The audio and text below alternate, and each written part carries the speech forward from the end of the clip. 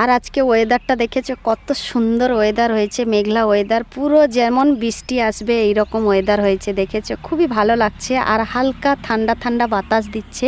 আর শোন, আমার স্কুলটা দেখতে পাচ্ছ তো, আমার ঘরের পিছনে স্কুল। এই দেখো ওই যে হলদে কালারের ঘরটা যে দেখা যাচ্ছে ওইটা হচ্ছে আমার সোনামার স্কুল। এই ওয়েদারটা কিন্তু অনেক আগে থেকেই দরকার ছিল, কারণ যেভাবে গরম পড়েছে তো এখন ঠান্ডাতে কি সুন্দর লাগছে জানো তো। Hello friends, welcome back to my channel Shivani lifestyle. Good morning সবাইকে। তোমরা সবাই কেমন আছো? আশা করি তোমরা সবাই ভালো আছো, আমরাও ভালো আছি। তো এখন কটা বাজে জানো তো? কুয়াশা দেখে বুঝতেই পারবে না এখন কটা বাজে। এখন কিন্তু সকাল 7:30 বেজে গেছে। আর কুয়াশার সাথে সাথে হালকা বৃষ্টিও দিয়েছিল। হাওয়াটাও খুব সুন্দর ঠান্ডা হাওয়া।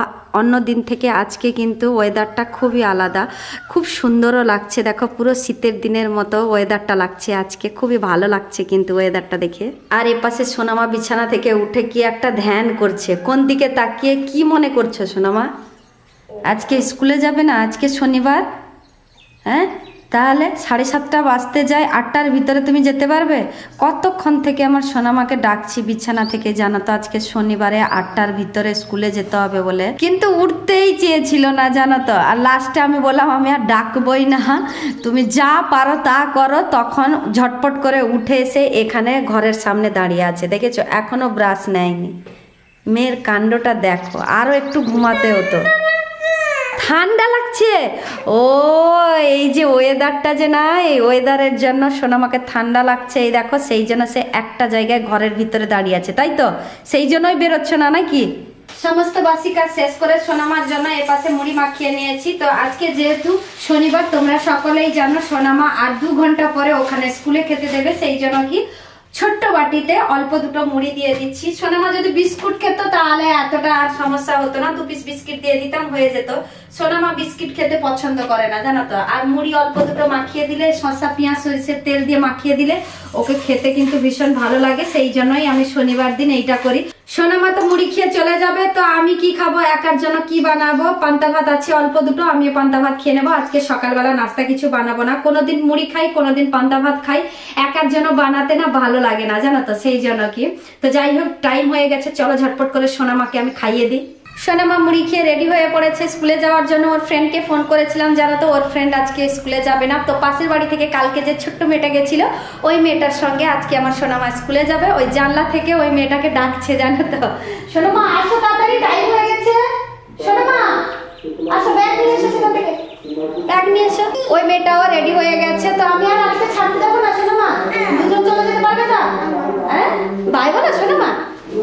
আর বলতে বলতে চলে এসছে। দেখো ওই মেয়েটার কথা বলছিলাম, দেখেছো? ও এখন 1 ক্লাসে ভর্তি হয়নি, ভর্তি হবে। পরীক্ষাটা তো শেষ হয়ে গেছে, তার আগে আমার সোনামার সঙ্গে স্কুলে যাচ্ছে। সোনামা বাই বলো।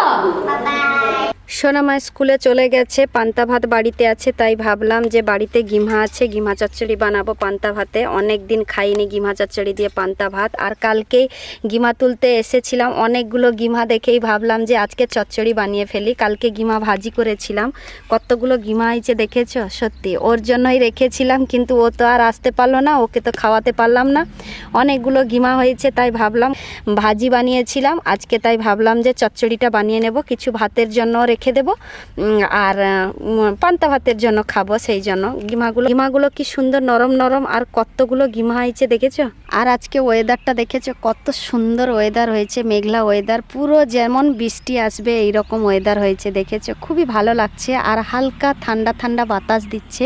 আর শোন, আমার স্কুলটা দেখতে পাচ্ছ তো, আমার ঘরের পিছনে স্কুল। এই দেখো ওই যে হলদে কালারের ঘরটা যে দেখা যাচ্ছে ওইটা হচ্ছে আমার সোনামার স্কুল। এটা হচ্ছে বাড়ি, স্কুলটা হচ্ছে ওই হলদে কালারের। তাহলে আমার সোনামার স্কুলটা দেখেছে তো বাড়ির পাশে।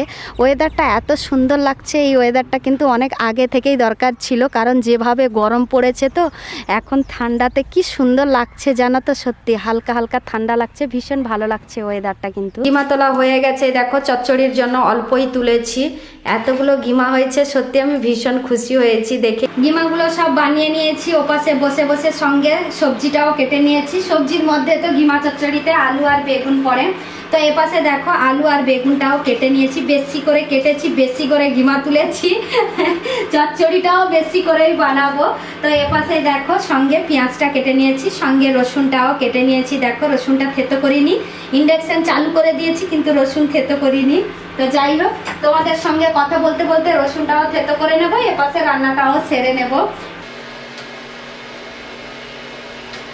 বাড়িতে শুকনো লঙ্কা আছে, কাঁচা লঙ্কা নেই জানা, তো সেই জন্য ঘিমা চচ্চড়িতে কাঁচা লঙ্কাটা দিলাম না, শুকনো লঙ্কাটা বের করে নিয়েছি। আর বাজার অনেক দিন যাওয়া হয়নি, প্রায় বলতে গেলে 1 মাসের বেশি হয়ে গেছে বাজার যাওয়া হয়নি। যাব সময় করে বাজারে, দেখি আজকে তো শনিবার হয়ে গেল, যদি যাই তো কালকেই যাব। কালকে রোববার আছে, কালকে রবিবারে কিন্তু মেয়ে আমার সঙ্গেও বাজারে যাবে। ও কিন্তু ঘুরতে যেতে পারে না আমার সঙ্গে, ও কিন্তু বাড়িতে থাকে। ওর বাবা এলে একসঙ্গে যেতাম, ওর বাবা তো নেই, কাজে গেছে, সেই জন্য ভাবলাম যে কালকে রবিবার, কালকেই যাব মেয়েকে নিয়ে একসঙ্গে বাজারে। আজকে বাড়িতে যা আছে সেইটাই বানিয়ে নেব। ঘিমা চচ্চড়ি তো এখনই বানাচ্ছি, আর দুপুরের দিকে ডাল বানিয়ে নেব, দিলে ঘিমা চচ্চড়ি আর ডাল একসঙ্গে হয়ে যাবে। সঙ্গে ভাতটাও বসাবো, দিলে হয়ে যাবে। মা মেয়ে তো দুজনেই খাবো, একটা কিংবা দুটো তরকারি বানাই, বেশি বানাই না। তোমাদের সঙ্গে কথা বলতে বলতে এপাশে মশলাটা রেডি হয়ে গেছে। এই দেখো, এবার ওর মধ্যে দিয়ে দেব আলু আর বেগুন। ঘিমাটা এখন দেব না, ঘিমাটা একটু পরে দেব। সবজিগুলোকে হালকা ভাপিয়ে নিয়েছি, এবার ওর মধ্যে দেব ঘিমা। সবজিগুলোকে হালকা ভাপিয়ে নিয়ে ঘিমা দিলে তেতোটা একটু কম হয়, বেশি তেতো হয় না। সবজিগুলোর সঙ্গে যদি ঘিমা দিয়ে দেওয়া হয় তাহলে তেতোটা একটু বেশি হয়, সেই জন্য আমি সবসময় সবজিগুলোকে হালকা ভাপিয়ে নিয়ে তারপরে গিয়েই উপরে ঘিমাটা দেই। একটা ঢাকনা লাগিয়ে দিয়ে জল দিয়ে দেব। সত্যিকারে ঘিমা চচ্চড়ি কতগুলো হয়ে গেল, দেখো ঘিমা চচ্চড়ি বানানো হয়ে গেছে। ওপাশে জলটা চলে এসছে ঠিক টাইমে, জলটা ভরবো গেলে। আর জল ভরে নিয়ে স্নান করে পুজো করে নাস্তা করব। এখন নাস্তা করব না। তো যাই হোক, আজকের ব্লগটা এই পর্যন্ত। তোমাদের যদি ভালো লেগে থাকে তাহলে তোমরা লাইক করবে, কমেন্ট করবে, শেয়ার করবে, সাবস্ক্রাইব অবশ্যই করবে। যারা আমার চ্যানেলে নতুন আছো প্লিজ তারা সাবস্ক্রাইব করে আমাকে সাপোর্ট করো। সবাই ভালো থেকো, সুস্থ থেকো। আবার কালকে নতুন একটা ব্লগ নিয়ে তোমাদের সামনে চলে আসবো। বাই।